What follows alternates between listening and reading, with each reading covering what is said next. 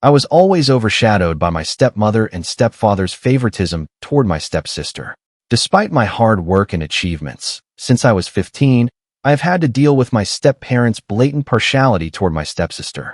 My mom remarried Victor, a 45-year-old millionaire who owns his own accounting firm, and that's when it all began. Clara, his 42-year-old wife, is a real estate agent and is always immaculately dressed in fashionable outfits with flawlessly manicured nails.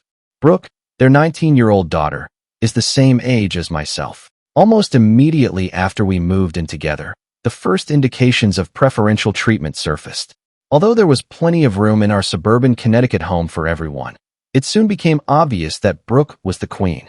My step-parents made sure Brooke stood out in every manner, even though other parents treat their kids the same way. Everything that came after was shaped by the day of the move. I was assigned the smaller room that faced the brick wall of the neighbor's house, and Brooke was given the larger bedroom with the bay window and window seat. Shopping excursions turned into a distressing reminder of my role within the family. Brooke would shop at high-end stores for designer clothing and new Nike sneakers, while I was told to check out Target's shelves.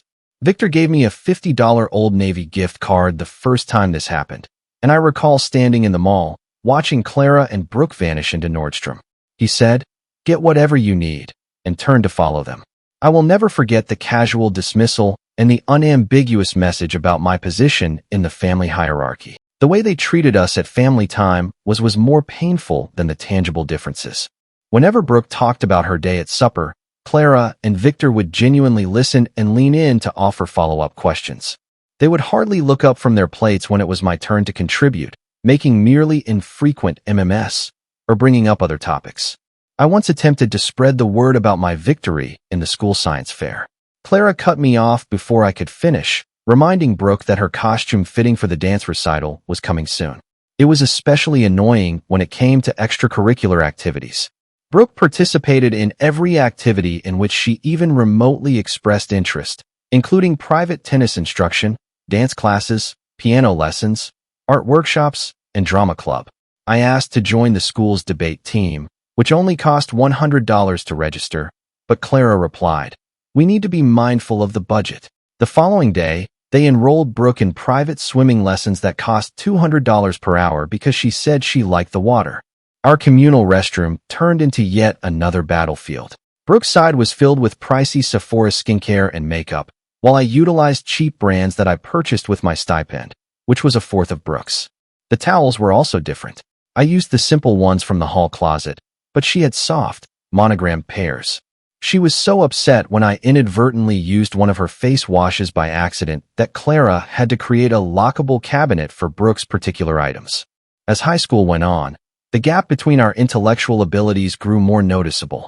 Brooke found it difficult to maintain a B average, whereas I kept straight A's. However, their reaction to our accomplishments was oddly biased. Brooke's favorite Italian restaurant hosted a celebration dinner after she received a B+ on a history test. After I was elected into the National Honor Society, Clara asked Brooke about her cheerleading practice without even looking at the letter. I could never do it justice, but family photos do. Brooke is the focal point of every photo, typically sporting a fresh, stylish outfit. I appear like an afterthought in my own family photographs, always in the background, wearing whatever was on sale. Since Clara had just provided him with Brooke's dimensions and preferences for the shoot, the photographer really questioned whether I was a family friend assisting with our junior year photo session. Holiday festivities turned into just another reminder of my position within the family. Brooke would always have more gifts than I had at Christmas, including high-end gadgets, designer clothing, and whatever else was in style at the time. Typically, I gave useful presents like socks, generic school supplies, or small-value gift cards. Brooke received an iPhone and a MacBook Pro for Christmas last year. I received some clothing from a bargain retailer and a $50 Target gift card. Clara was already documenting Brooke's reaction to her new laptop when I attempted to thank them. Nevertheless, their treatment of our social lives was also in contrast. For their get-togethers, Clara would order pizzas and provide fancy refreshments, and Brooke was encouraged to have friends over at any time. I once requested permission to bring 2 friends over so we could study for our finals. "Just keep it down," Clara added, "and make sure they bring their own snacks." "We're saving the good stuff for Brooke's cheerleading squad party tomorrow," she continued, without taking her eyes off her phone. There is so much more to tell about how things developed from here, particularly with what transpired with my mom during all of this, and how I ultimately received support from an unexpected source. I have been keeping notes on my phone about everything that has happened. If you would want to hear the rest of the story, please let me know. It becomes more challenging, particularly when some family secrets are revealed and college preparations start in our junior year. Things really began to change. I applied for a job at a neighborhood coffee shop after deciding I needed some independence. Brooke reacted right away when I told them over supper, as she gave Brooke another $100 cash for her weekend shopping. Clara nodded in agreement and said, "Oh my God, you're actually going to be a waitress? That's so common." The coffee shop turned into a haven for me. I had coworkers that genuinely recognized me and appreciated my contributions. For the first time, after noticing my attention to detail, my manager, Sarah, swiftly promoted me from simple cleaning tasks to drink preparation. I became an expert at managing the morning rush in 3 months. Regular clients would especially wait in my line since they knew I would accurately recall their intricate requests. "You're a natural at this," Sarah would say as she demonstrated new latte art techniques for me. At home, however, Clara and Victor persisted in their apathy, safe for when they could make fun of my work. "Careful with that plate, Brooke," Victor would say every night when they were eating. "Don't want you ending up as a waitress." They chuckled as I cleared the table in silence, presumably oblivious to the irony of my doing just what they were making fun of. Academically, I also had a change in my junior year. My lab reports were frequently cited as examples for the class by Mrs. Rodriguez in AP Chemistry. Notice how Helen structured her methodology, she would add while pointing to the projector showing my work. I felt Brooke's eyes searing into my back, but I continued to concentrate on the task at hand. This is university-level precision. It felt good to get my efforts acknowledged after years of being unnoticed. Parent-teacher conferences were one very eye-opening experience. My performance was being evaluated by Mrs. Rodriguez. "Your daughter has a remarkable grasp of complex concepts. She's top of the class, and her lab work shows exceptional promise for a future in scientific research." Before I had a chance to respond, Clara asked, "Are you sure you're not favoring her?" It seems like teachers always praise Helen while ignoring Brooke's unique talents. With every academic achievement, the strain at home increased. My stepfamily seemed to respond equally and oppositely to every A+ I brought home. They would swiftly brush over my accomplishments and turn their attention to praising Brooke's most recent participation award or the C+ she worked really hard for. The night that altered everything then arrived. After finishing my calculus assignment, I was on my way to the kitchen for some water when I heard Clara and Victor conversing in their study. Normally, I would have disregarded their late-night chatter, but Victor's remarks made me take notice. He said, "Sometimes, I wonder if we made a mistake," in a somber voice. Clara said, "What do you mean? Having both of them? Brooke would have been enough. She's everything we could want in a daughter, but Helen, she's just there. We would have been fine with just Brooke." The glass nearly fell out of my grasp. My heart wasn't as fortunate, but I managed to catch it in time. In that instant, everything became crystal clear. All of the years spent hoping for a change and striving to win their love suddenly felt so pointless. I wasn't wanted by them. They didn't. I was the extra load they wished they didn't have to bear, the undesired addition. Something changed within me after that night. I gave up trying to win their approval and gave my studies my whole attention. My thinking unclogged in unexpected ways when I wasn't under the continual pressure to win their approval. My already excellent marks took on a remarkable quality. I started getting perfect scores, but they didn't notice or care. "Excellent analysis, Helen," Mr. Peterson said one day in AP English as he held up my work about the Great Gatsby. Brooke tensed next to me, her heard pencil tapping angrily on her desk. "Class, this is exactly the kind of deep thinking I'm looking for. Your comparison of Gatsby's invented identity to modern social media personas is particularly insightful." From the corner of my eye, I could see her face getting red, but I continued to look straight. In other classes, similar scenes occurred. I was invited to a prominent essay competition in AP History because of my understanding of the Cold War. My experiment design in physics was chosen for the state science fair. Regardless of the subject, Brooke became more enraged the more the teachers complimented my efforts. When Mrs. Rodriguez invited me to coach other students in chemistry, that was the tipping point. She chuckled and remarked, Your explanations are often clearer than mine. Would you consider leading some study sessions before the AP exam? Brooke's voice came to me from downstairs that night. Mom, the teachers are being mean to me. They always praise Helen and make me look bad. They're doing it on purpose. With her high-end handbag swinging and her heels clicking on the linoleum flooring, Clara strode into school the following day. She marched into Principal Williams' office, where they summoned in Mrs. Rodriguez, and I observed from the corridor. I want to know why your teachers are discriminating against my daughter, Clara pleaded. Mrs. Rodriguez pulled out our progress logs and placed them side by side, while remaining composed and professional. Here are both girls' records. Helen consistently scores in the top percentile in all subjects, while Brooke. Are you saying my Brooke isn't intelligent? Clara cut in, raising her voice. Not at all. I'm merely pointing out Helen's academic achievements. However, she was not persuaded by any amount of proof. I heard Clara explaining to Victor that day, when she got home, that the teachers were clearly biased against their precious Brooke. I had grown weary of begging for pocket money and seeing Brooke receive hundreds of dollars for simply being alive. My job at the coffee shop was now my passport to independence, not just a haven. I opened a second bank account that neither Clara nor Victor knew about, and I began saving every dime I could. The tips from the regular customers went directly into that account, and they frequently increased them after they found out I was saving for college. However, even this minor triumph was not without opposition.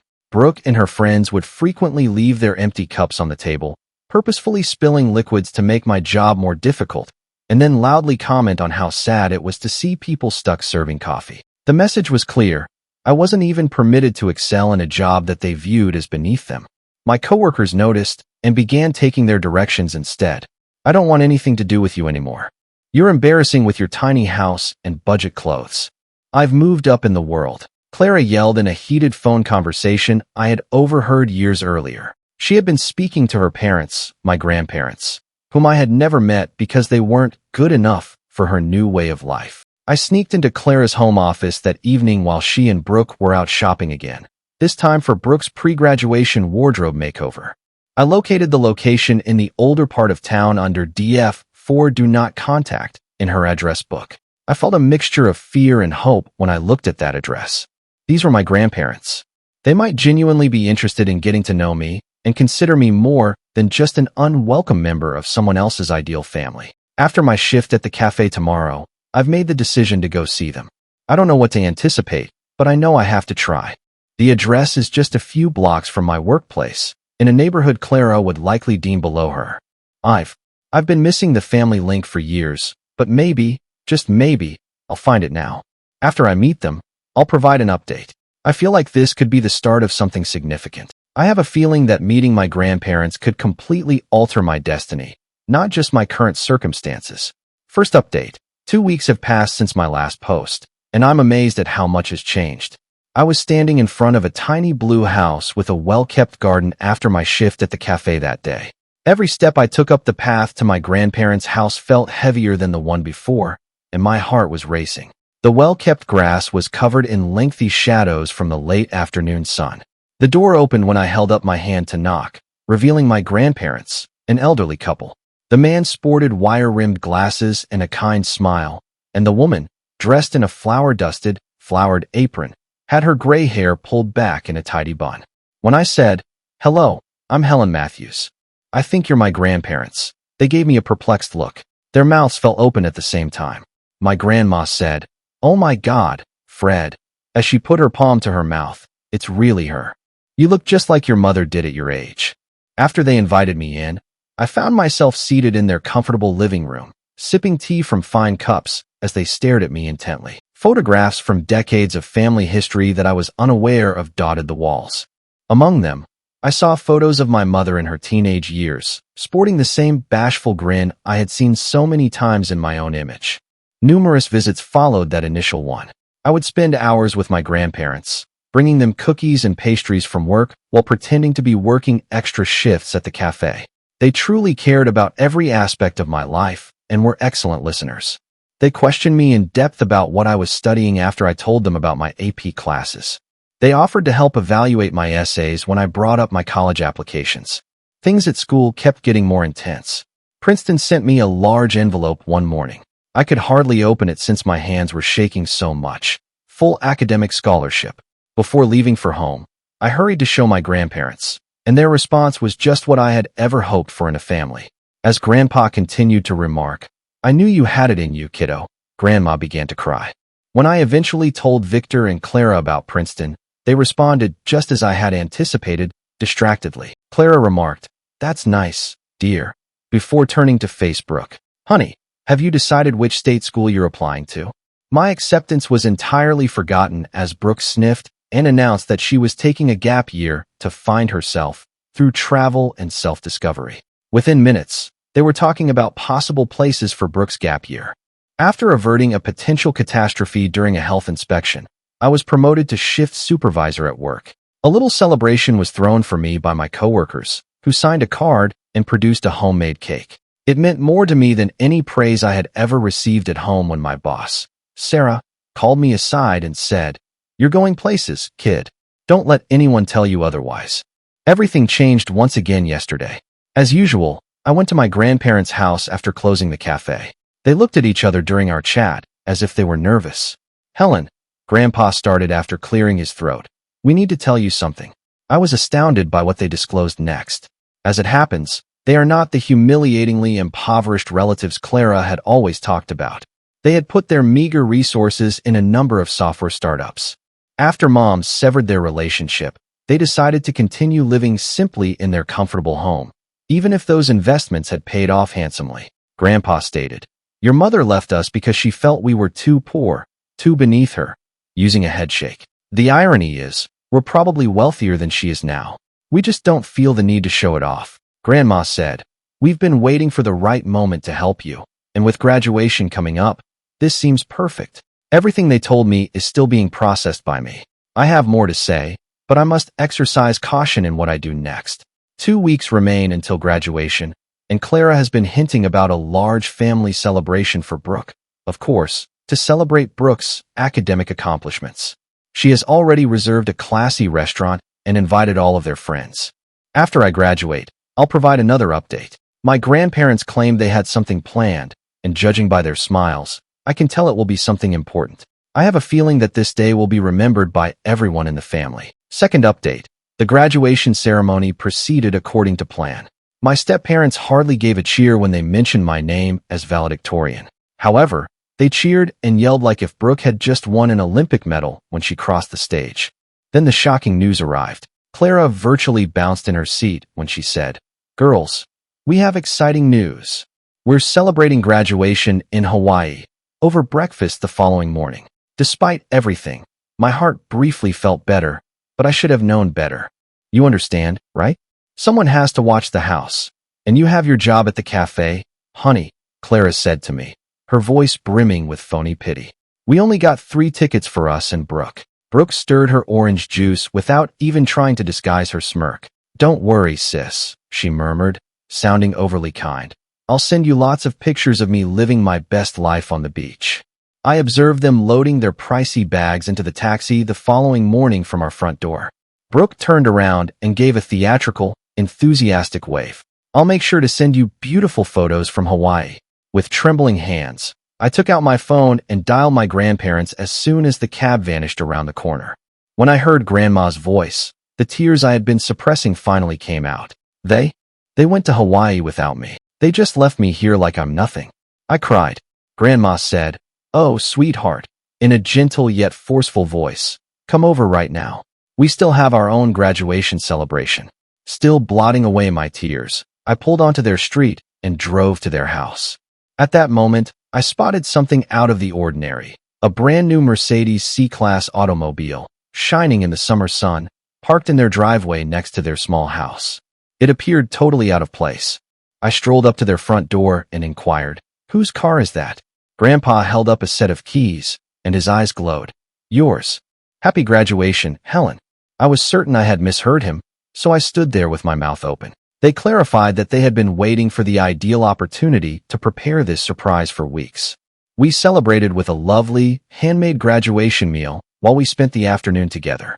A banner that read, "Congratulations, graduate," was displayed throughout the dining room. and the table was arranged with their finest china. 2 weeks passed slowly.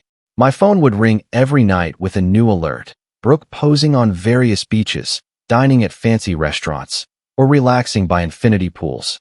The captions for each picture got more and more offensive. Living my best life as someone serves coffee. The day of their return then arrived. I was in the living room, looking out the window while fighting to read a book. I couldn't help but smile as I watched their expressions play out in slow motion as the cab arrived. Mom was the first to notice. Brooke dropped her expensive beach bag on the concrete driveway after she stopped so suddenly that she was directly struck by her dad. Victor almost stumbled over them both when he was fumbling with their pricey, matching luggage set. Clara's harsh, high-pitched voice echoed through the front glass. "What is that?" Her immaculately manicured finger was quivering a little as she pointed at the Mercedes as though it would bite her. I enjoyed every moment of their bewilderment as I walked slowly to the front door. They all turned to stare at me as if I were a ghost when I stepped onto the porch. With his face flushed from shock and the Hawaiian sun, Dad shouted, "Whose car is that?" As Brooke often did while flaunting her fancy purse straps, I twisted the keys around my finger. "Mine," I replied. Brooke barking laughed, but I could detect the doubt in her voice. "Yeah, right. Like you could afford that on your waitress salary." With every word I could manage, I said, "Actually, it was a graduation gift from Grandma and Grandpa." Clara's cheeks lost color so quickly that I feared she may pass out. "What? You know?" I replied with a smirk. "Your parents. The ones you were too embarrassed to talk to because they were too poor. Those grandparents." I feared Dad could have whiplash because he turned to Clara so quickly. "Clara, call your parents right now." When Mom took out her phone, her hand trembled. When my grandmother responded, she didn't even make an effort to be polite. She insisted, "Where did you get the money for that car?" Grandma's quiet, mildly amused voice could be heard over the phone. "Oh, hello to you too, dear. Enjoying your expensive vacation?" There was mayhem for the following few minutes. Everything would never be the same after family secrets were revealed. Third update. I had never been happier as I was during the final weeks of summer at my grandparents' place. Grandpa's humming as he read the newspaper and the aroma of Grandma's coffee would greet me each morning. No feeling like an unwanted shadow, no fighting for attention, no walking on eggshells, just tranquility. It was bittersweet to move to Princeton. I bid my grandparents farewell with a hug and vowed to phone them every day before leaving in my Mercedes with everything I possessed. I felt as though I was crossing a line between my old and new lives on the drive to New Jersey. Just 10 minutes from the university, my grandparents had gotten me a lovely, small apartment. It was nothing special, but it was far nicer than any dorm room. There were large windows, hardwood floors, and even a tiny balcony where I could study. Despite my objections, they persisted on paying the rent. However, I still desired some autonomy, so I took a part-time work at a nearby coffee shop. I didn't miss the irony, still serving coffee, but this time out of choice rather than obligation. I found myself making true friends for the first time in my life, and the majority of my coworkers were fellow students. In the best way conceivable, the first week of classes was overwhelming. I was simply another freshman figuring things out, not the unwanted extra, without any ulterior motives or comparisons to others. My students asked me to study groups, and my lectures genuinely seemed interested in what I had to say. About a month into the semester, Grandma called one Sunday afternoon with some intriguing news. She remarked, "Your parents arrived at our door yesterday." A beat skipped in my chest. What were they seeking? As usual, Grandma remarked. Clara was all smiles and phony excuses as she inquired about our financial status and made a reference to Brooke's impending birthday. Your father continued to scan the house, perhaps in an attempt to determine our wealth. "How did you explain it to them?" Holding my breath, I asked. The line was joined by Grandpa's voice. "We informed them that we had already made a financial decision. Everything will go to you. When we brought up the trust fund we've established for your graduate education, you ought to have seen Clara's expression. I could see their faces. What was their reaction to that?" Grandma laughed and said, "Let's just say Clara's smile didn't look so genuine after that. We requested that they not return." Additionally, Brooke had the audacity to send us a list of expensive cars that she would be open to receiving as a birthday present. Is it not unbelievable? I blocked all of their phone numbers and social media accounts that night, including Brooke's. I was prepared for the unexpected expressions of love and regret, as well as offers to start over as a family. However, I no longer required their type of family. Clara tried a fresh strategy the next week. She sent a long letter after somehow obtaining my new address, likely by looking through my grandparents' mail. It was filled with justifications, that they would love to be a real family once more and that they never intended to hurt me. The PS's request that I speak positively to my grandparents on Brooke's birthday was the most telling. After carrying the letter to my balcony, I ripped it into small fragments and allowed the wind to whisk them away. After that, I gave my grandparents a call and helped Grandma organize her garden for the upcoming spring for an hour. Real family feels like that. No comparisons, no stipulations, just love. I occasionally think about that young child who used to ask for her parents' affection as I sat in my constitutional law class, taking notes and truly enjoying the intricacy of the subject matter. Not only would she find love, but she would also find respect, support, and the ability to be herself. I wish I could tell her that. Here, Emma, my roommate, has grown to be my best friend. I was almost adopted by her large, devoted family in Massachusetts. They offered me to spend Thanksgiving break at their family's beach cottage last weekend. I almost started crying when Emma's mother gave me a hug and remarked, "There's always room for one more at our table." My study group most likely confirms our later meeting at the library when my phone softly buzzes in my pocket. Perhaps it's John, the adorable guy from my psychology class who persistently requests coffee, thankfully not in my cafe. I used to work as a barista, and my family situation is complex, but he doesn't care that we've been studying together lately. Now, everything is so normal. No drama, no incessant comparisons, no sense of inadequacy. It's just me, my education, my friends, and the bright future that lies ahead. I've begun researching law schools. For once, I feel like I can dream as large as I want, and Grandpa believes I'd be a fantastic lawyer. There probably won't be any further updates from me. I've closed this chapter of my life and am prepared to start a new one, this time according to my own wishes.